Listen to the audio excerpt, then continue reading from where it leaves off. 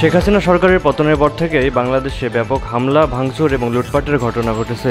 বিক্ষুব্ধ জনগণ গণভবন, প্রধানমন্ত্রীর কার্যালয় এবং সংসদ ভবনে ঢুকে ব্যাপক লুটপাট করেছে। এদিন বাংলাদেশের প্রতিষ্ঠাতা রাষ্ট্রপতি শেখ মুজিবুর রহমানের ঐতিহাসিক ধানমন্ডির বাড়িটি আগুন দিয়ে জ্বালিয়ে দেওয়া হয়েছে। লুটপাট আর আগুনে নিশ্চিহ্ন হয়েছে স্মৃতি জাদুঘরটির সমস্ত কিছুই। 5ই আগস্ট থেকে সারা দেশে আওয়ামী লীগের দলীয় কার্যালয়, নেতাকর্মীদের বাড়িঘর ও ব্যবসা প্রতিষ্ঠানে হামলা, অগ্নিসংযোগ ও ব্যাপক লুটপাটের শিকার হয়েছে।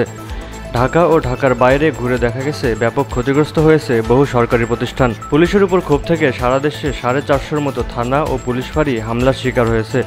লুট হয়ে গেছে এসব থানার অস্ত্রগুলি, যেটি নিয়ে তৈরি হয়েছে উদ্বেগ। গণ আন্দোলনে নেতৃত্ব দেওয়া ছাত্র সমন্বয়করা বলেছেন, সরকারি সম্পদ বিনষ্ট এবং প্রতিহিংসার পক্ষে নয় তারা। মুন্সিগঞ্জে লুট হওয়া মালামাল, এমনকি অস্ত্র ধারেও সহযোগিতার পদক্ষেপ নিয়েছে সমন্বয়করা। এদিকে গণ অভ্যুত্থানের পর বাংলাদেশে সংখ্যালঘুদের বাড়িঘর ও ব্যবসা প্রতিষ্ঠানে হামলা, লুটপাট এবং হুমকি দেওয়া হচ্ছে বলে অভিযোগ পাওয়া গেছে মুন্সিগঞ্জে। আক্রান্ত একটি হিন্দু পরিবারের সদস্যরা জানান, দিনে দুপুরে তাদের বাড়িতে হামলা হয়েছে।